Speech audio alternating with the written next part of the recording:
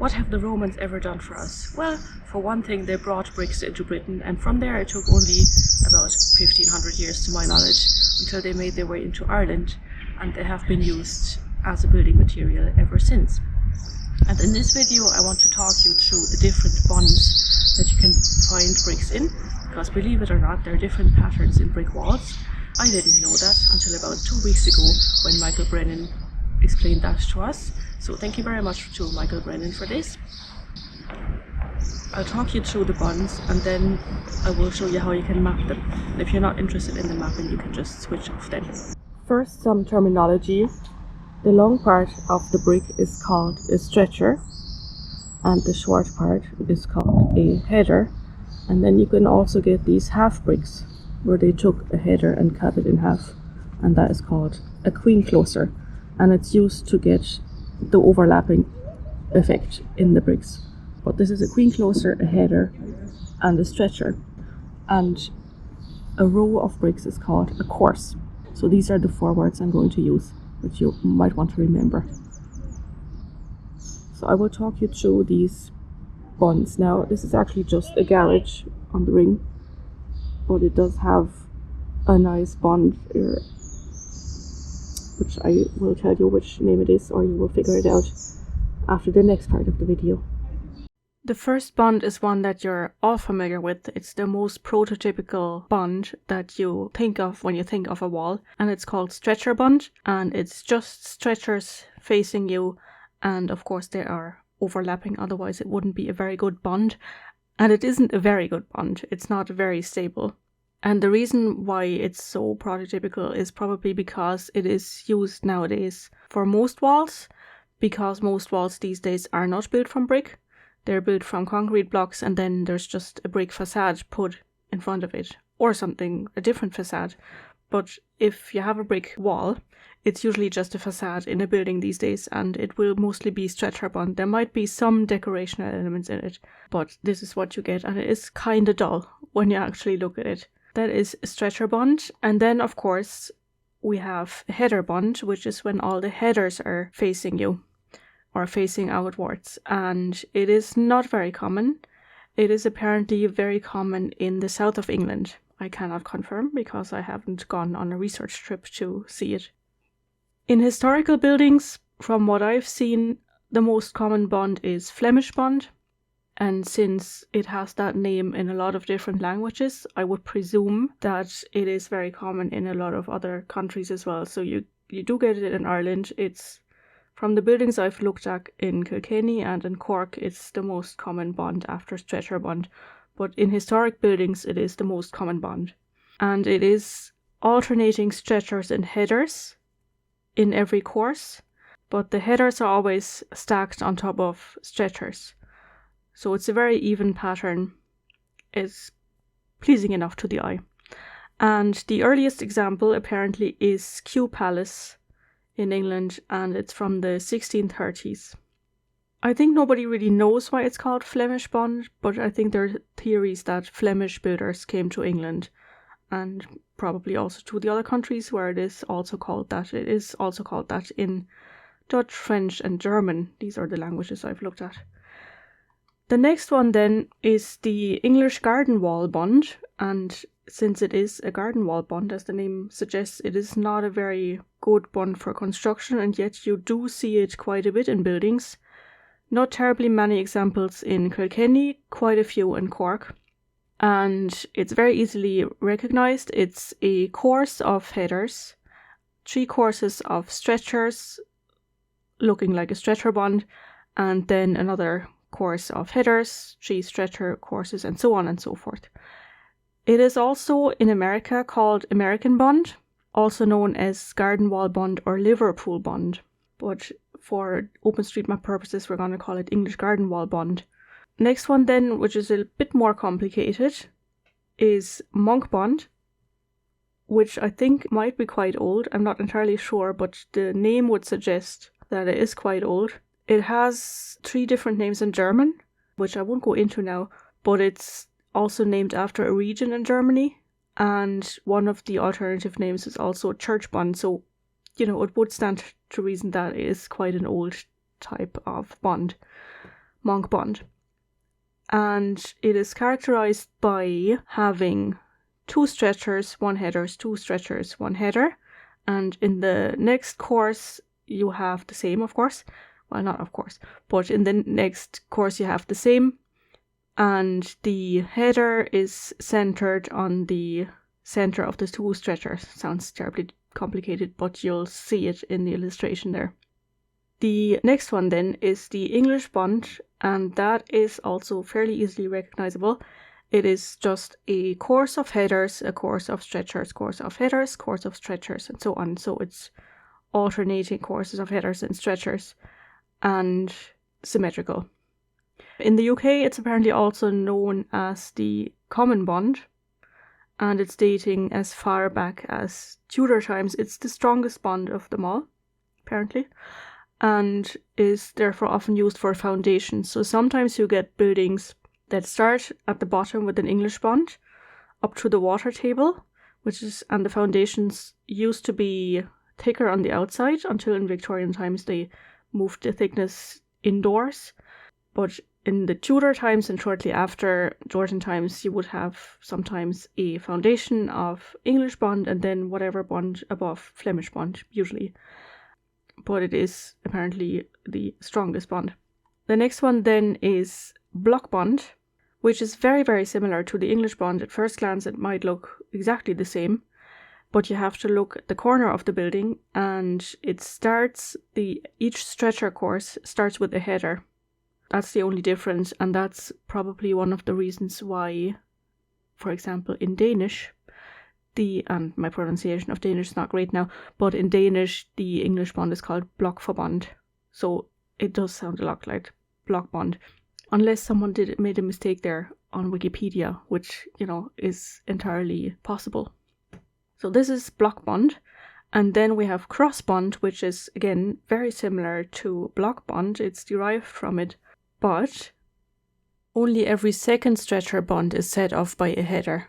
And each header has either a stretcher above or below and a joint below or above, whereas it's different in the block bond. It's very difficult to explain in words, but if you look at pictures, it's much easier to see. And what happens is that crosses kind of appear in the pattern. They do appear in the block bond as well, but in cross bond, they're sometimes set apart in different colored bricks, so you can see the crosses. And sometimes there's also differentiation between English cross bond and Dutch cross bond, which has nothing to do with the pattern, but with the size of the bricks. So if they use English size bricks, they are thicker, I think. It's called English cross bond, and if they use Dutch size bricks, which are narrower, they are called Dutch cross bond. But it is usually called some translation of cross bond in other countries as well, or in other languages. The next one then would be Scottish bond, which is kind of derived also from the English garden wall bond. Remember, English garden wall bond is a course of headers followed by 3 courses of stretchers, whereas the Scottish bond, you have courses of headers, and in between there are 5 courses of stretchers, which is also sometimes, again, called American bond. Anything that has more than 3 courses of stretchers between the header courses can be referred to as American bond, and sometimes the Americans then call it 3-course American bond or 5-course American bond, and so on. But because that is not terribly precise, if you call 3 different things by the same name, we like to differentiate between English and Scottish bond and American bond. There's one example in Cork where you have 4 courses of stretchers in between the headers, and I have no idea what that is called. Maybe that's called Welsh bond. Who knows? Or in American English, you could call it a 4-course American bond, I suppose. So that's the Scottish bond, which in French is called appareil américain, which is, again, American bond in French. The American bond then is a course of headers followed by at least 5, but up to 9 courses of stretchers. And in American English, that can be called a 7-course American bond or a 9-course American bond, and so forth. And again, in French, it's all called appareil américain. And then we have the last, well, almost the last bond that appears in the UK is the Sussex bond. And it has 3 stretchers followed by a header and so on and so forth. And in the next course the same. But the headers are stacked on top of the center stretcher. I presume this is prevalent in Sussex because it's called Sussex bond. I haven't come across an example in Ireland, but I didn't expect that. And then we have the Dutch bond, and that is a course of headers followed by a course of alternating stretchers and headers. So it's kind of like a mix between English bond and Flemish bond. So you have kind of one course, Flemish bond, and it's in between courses of headers. And it has that name in other languages as well. So in French it's appareil hollandaise, and I'm not even going to try to pronounce it in Spanish. And then we have another one that you find in Germany, and I would presume Poland. It's the Silesian bond. So if you're only looking at this in Ireland, you don't have to remember this. But the Silesian bond is that you have 2 stretchers and 1 header, and the headers can overlap from course to course, but they don't have to. You can see that in the animation.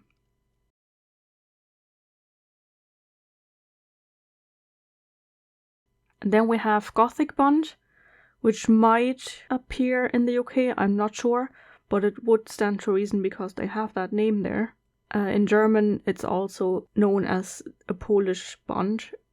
It could have to do with the fact that the German order built a lot of churches and buildings in what is now Poland in brick in I think it was the 13th, 14th century. Don't quote me on this. Maybe that is why it's called the Polish bond, and that would also, of course, date these buildings a little bit. But I haven't looked into these areas, so again, this is just what I presume. Don't quote me on this. And that is alternating stretchers and headers, but the headers are overlapping. In the United States, it's called staggered Flemish bond or zip bond because it looks like a zip. And in French, it's called appareil gothique, so it's also Gothic bond. And then a bit different is the rat trap bond, apparently also called Chinese bond, and it is used for hollow walls. And in that case, I don't have a Lego example for that because I couldn't do it in Lego.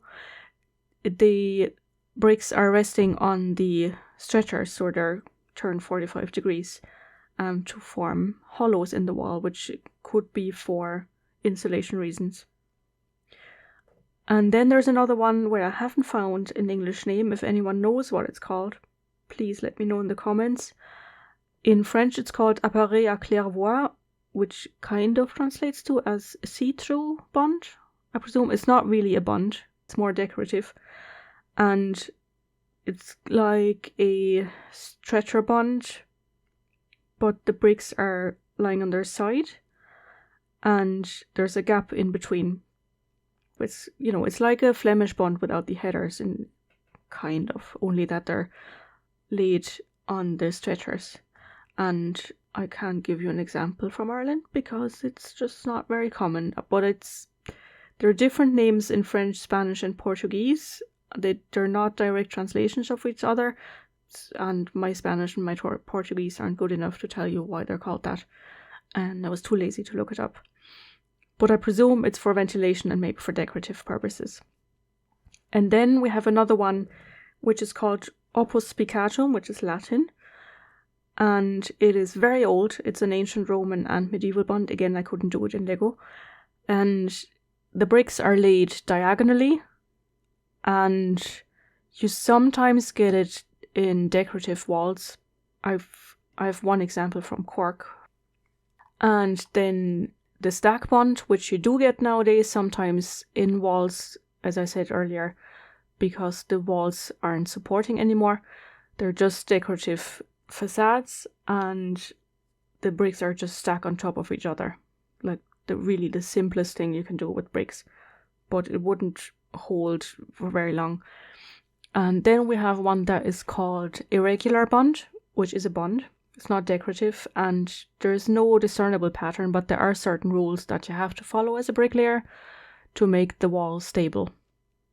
And last one is not a bond, but you might see it in brick walls, and it's called a dogtooth course or sawtooth, and in America also houndtooth course. And usually you have it fairly high up in the wall because it wouldn't support a wall very well.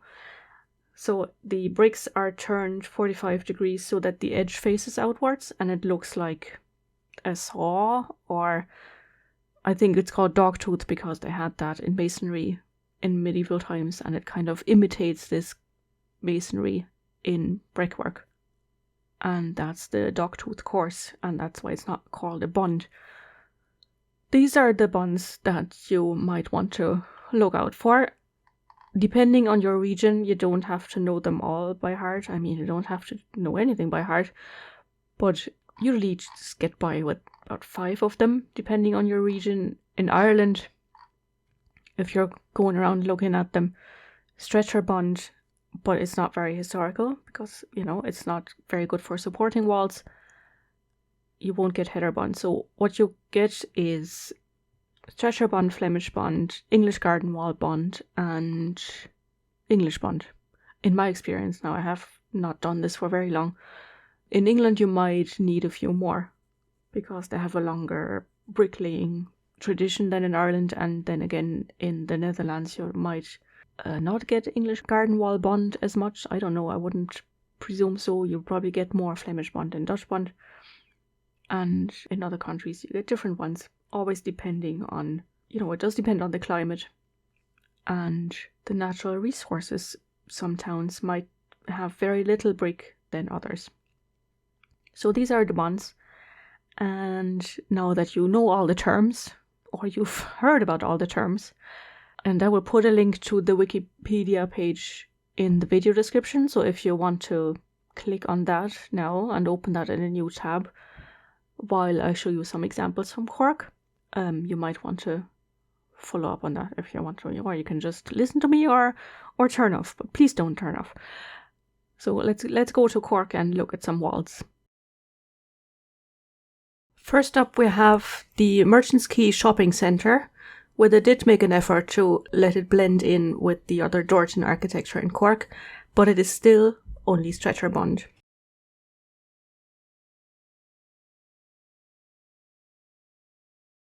Next up, we have the Franciscan Friary on Liberty Street, which is also in stretcher bond. It was built around 1950, but it also has what I think is Opus spicatum further up the wall.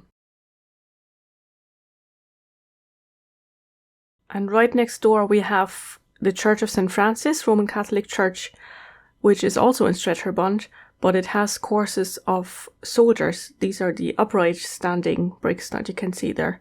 I forgot to explain that earlier. You have soldier courses and sailor courses. The soldiers are the thinner ones than the sailors. Speaking of churches, the Baptist Church on McCurtain Street, built in 1892 according to the Historic Environment Viewer, is in English garden wall bond.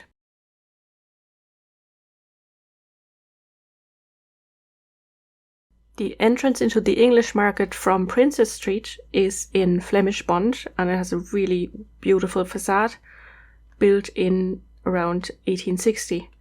The other entrance I checked from the Grand Parade is rendered, so I don't know if there's brick underneath, probably.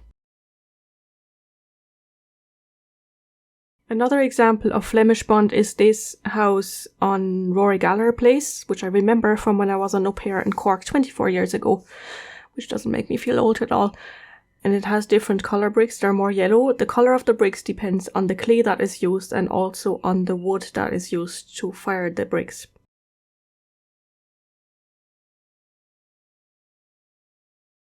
Another building with more yellow bricks is this one, which is now a Starbucks, right opposite of the Crawford Art Gallery. And what struck me when I saw it first is that the bricks are much smaller, and it was built around 1720, so it's quite a bit older than the rest of them. And I presume the standard brick size was still much smaller. Also Flemish bond.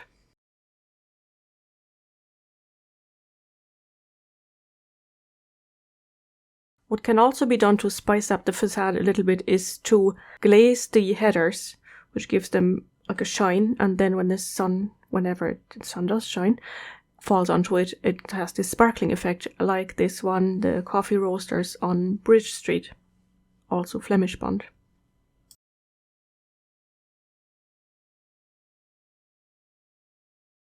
This is the bond that puzzles me a little bit. It's William Clark & Sons building on Lavitt's Quay. It has the label mouldings as well, built around 1910. But it has a course of headers, 4 courses of stretchers, and another course of headers, and so on. So it could be labelled as 4-course American bond. But if you have a better name for it, please let me know in the comments.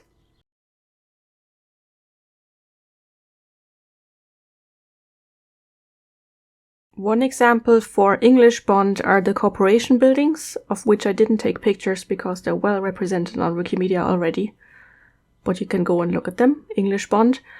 I have an example from Castle Street, that is English bond. These are the only ones I found. Now, if you wanted to map the bond in a wall on OpenStreetMap, you can do that. It's just a bit controversial, in my opinion, of how you can do it. I've prepared this page with the key bond, with a table with all the different bonds and illustrations and definitions, so you should find them. The bigger problem is, how do you define the building material? I thought that you can define the building material, i.e. the material the building is actually built from, using building material, but that's not how you're supposed to use it. You're supposed to use that for what you see in the facade. That has to do with the verifiability.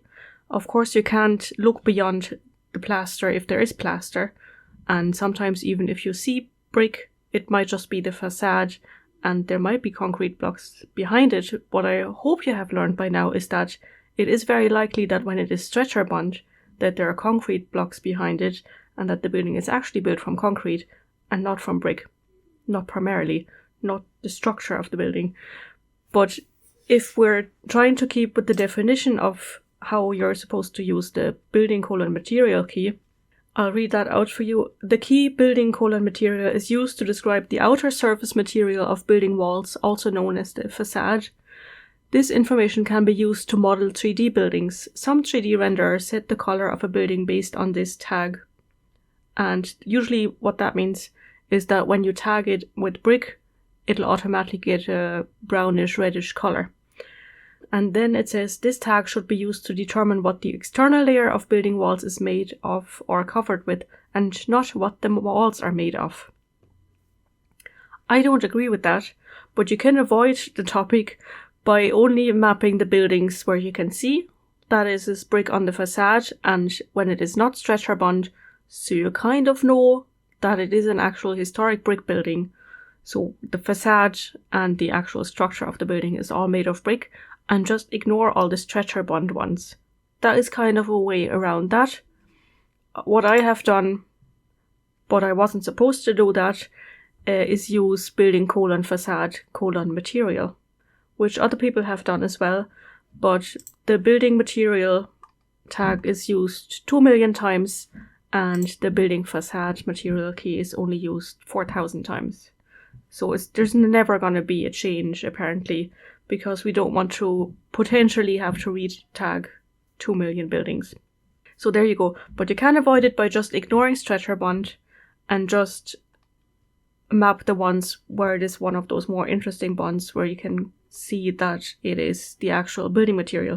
It doesn't work, of course, when the brick building is plastered, which does happen in certain climates. But this is what you use. You define the building material as brick, and then you can add the bond. Or you just don't define the building material as brick and only use the bond. But it would be nicer to have both of them. So let's go for some of the examples in Cork. Let's start with the Baptist Church. So there it is on Wikimedia.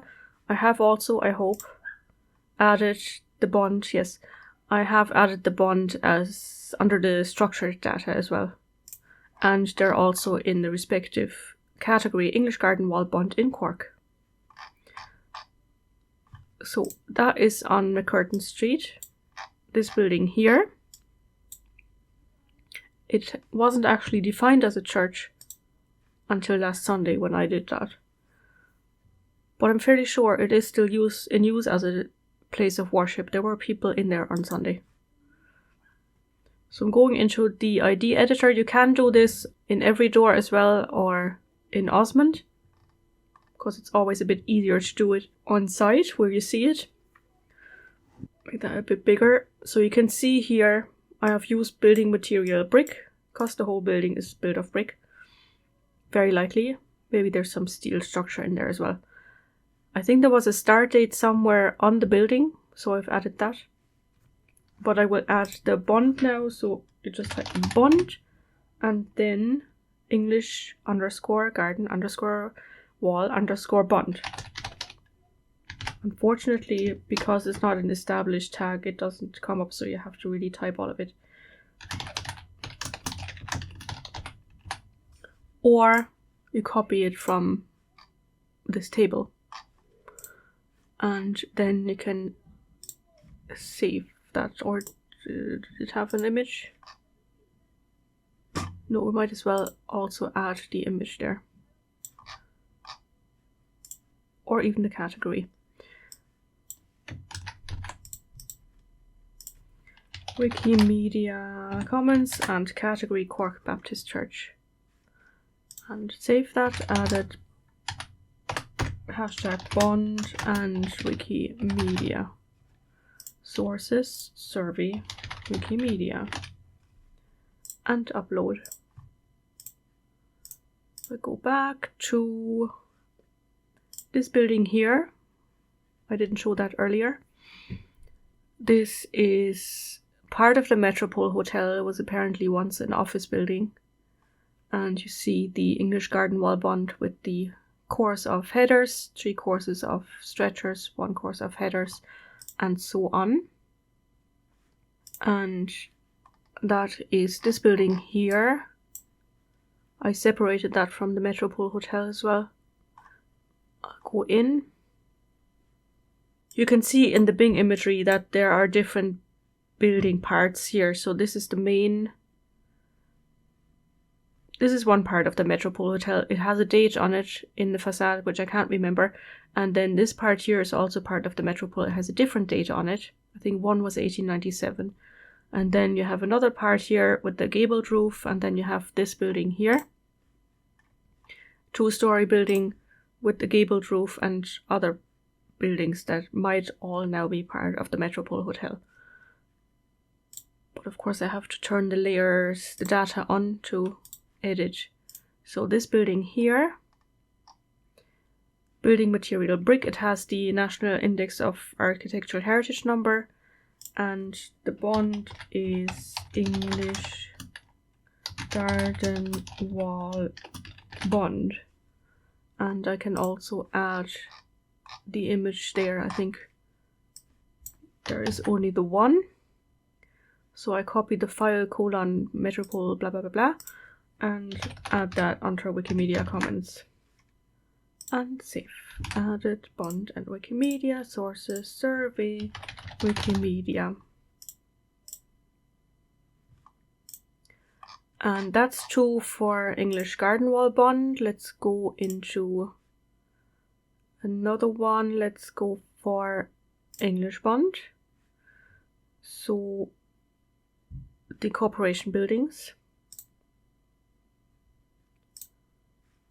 They are here somewhere. Here.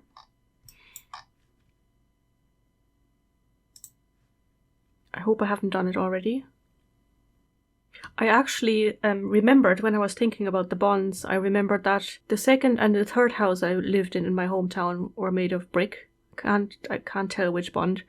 My grandmother's house was built of brick, and also my secondary school was built of brick. This is in Germany now, but I found images of my secondary school, and it is also English bond. Just remember that now that we're adding the English bond here. So all these buildings, these ones probably as well, but I can't remember. We can add, oh, I missed one. Building colon material, because you see it in the facade, but it's very likely that the whole building is built from brick. So we're safe there. Building material brick, and bond is English underscore bond. And we can save that, added bond, and not Wikimedia, sources, survey, and upload. That's one done. I can't remember which of these buildings that was. Castle Street. Let me see. I don't know Cork that well. Yeah, so it's, this building is just mapped as a whole blob, so I don't know which one of these. It's one of these here. It is, so I can't do that. See, that's why it's important to map buildings as separate buildings and not just as blobs like this here or down here. And I've already separated some of these, so we can't do that. So I suppose we have to map some. Let's go for a Flemish bond. For example, Hive Ironworks building on Hanover Street.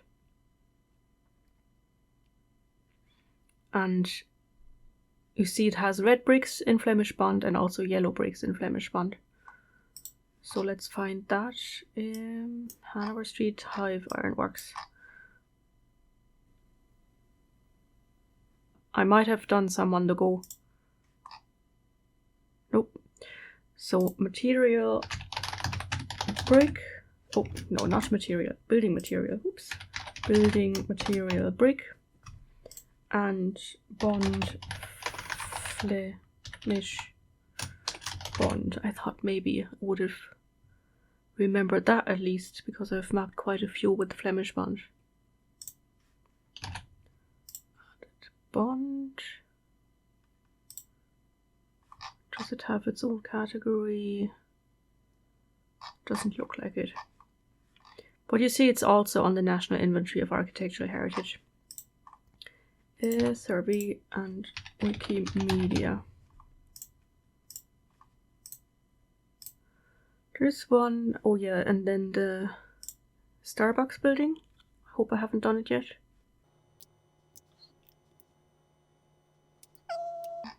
Here. Building material brick and bond Flemish. And do we have, where's it gone? It should have its own category. No. Here's a plaque I photographed. Listed building, Cork Civic Trust number 20. And you can see the Flemish bond really well here. And it looks like some of the bricks were once maybe glazed around the windows maybe. That's that.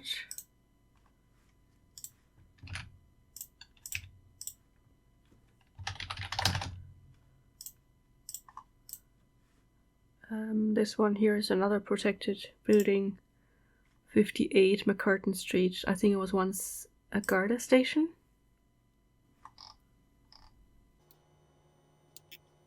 Here, 58.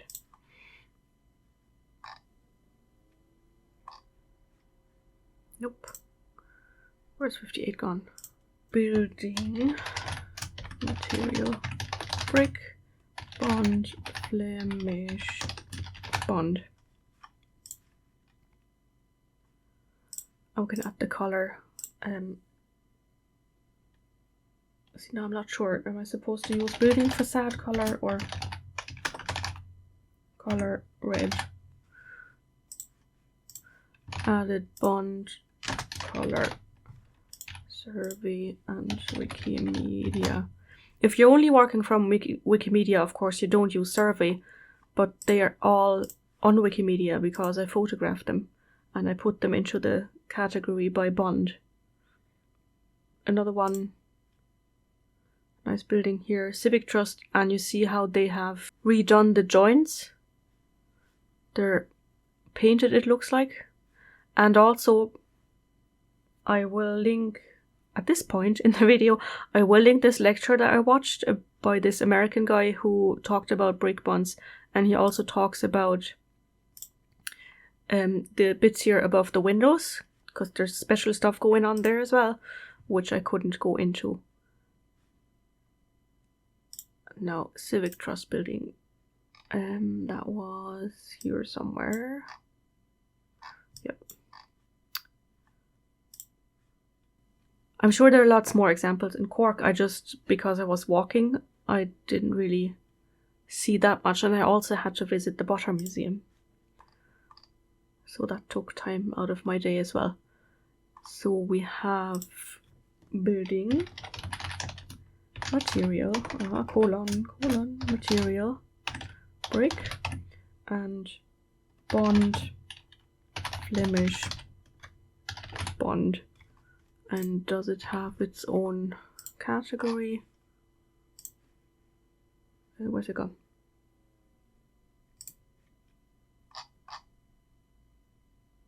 No. Oh well, can't be helped. I'll just add this image then. Wikimedia Commons.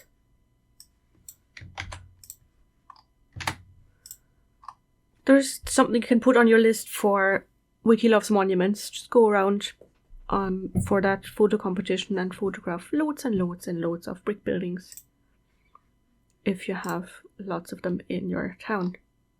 I remember I sent my mom out years ago to do this in Berlin. She enjoyed it, she said. Added bond and Wikimedia survey. Wikimedia.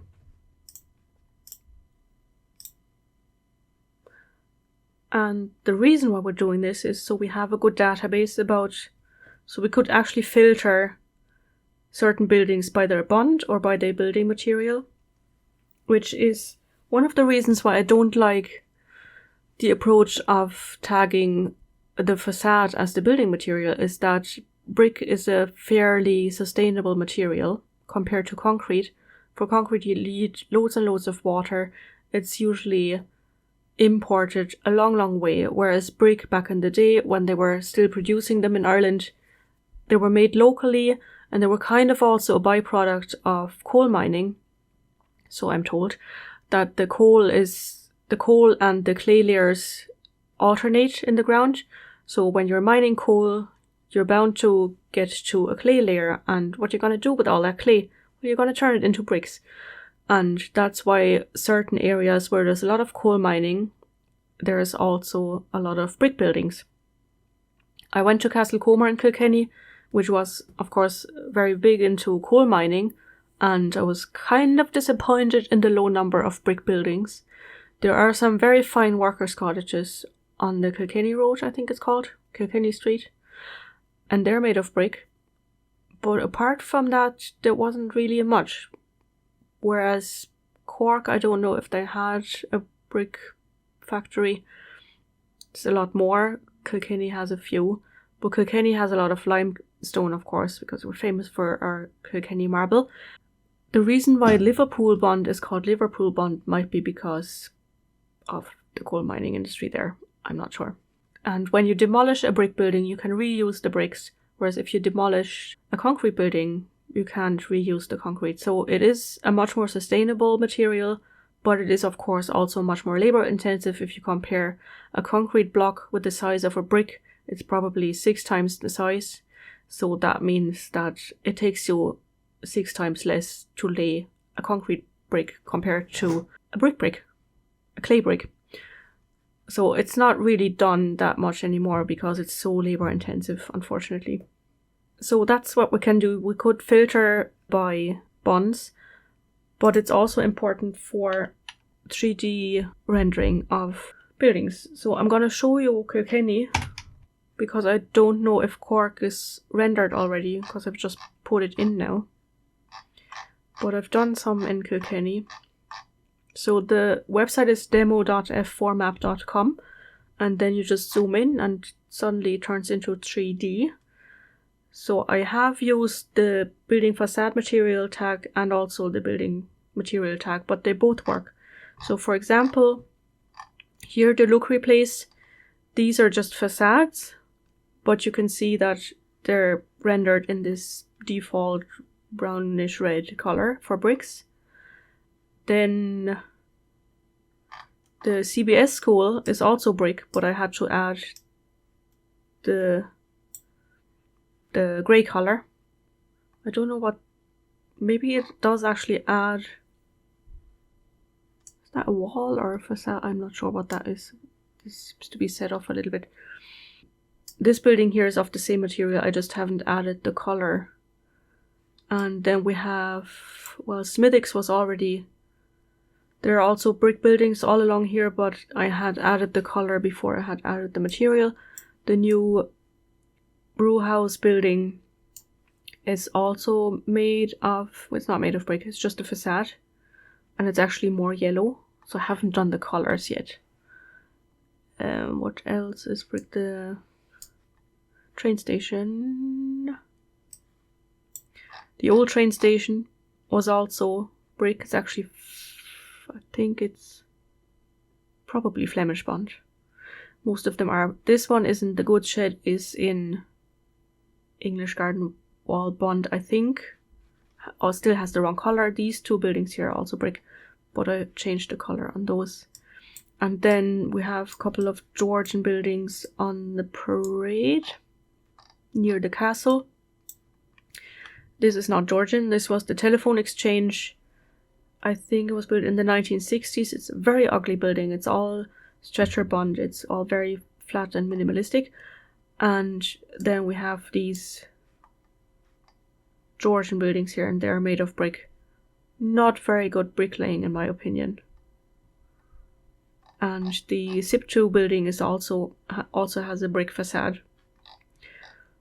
So this is rendered just in the generic brick color that F4Map assigns.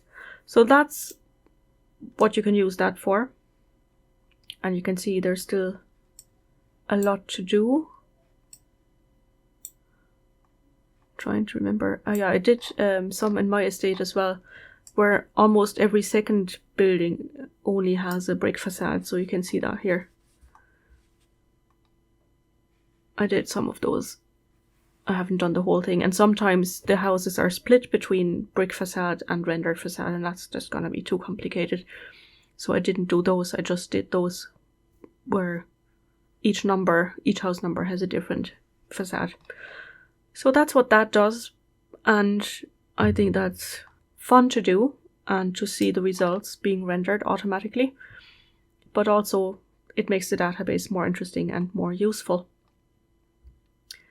Hope you found that all very interesting, and even if you don't map them, at least now you can go around and stare at walls like I do, brick walls especially. There are other reasons to stare at other walls, looking for benchmarks for example, but it keeps you busy anyway. It doesn't keep you off the streets. But I shall see you soon again in another video. Slán go fóill.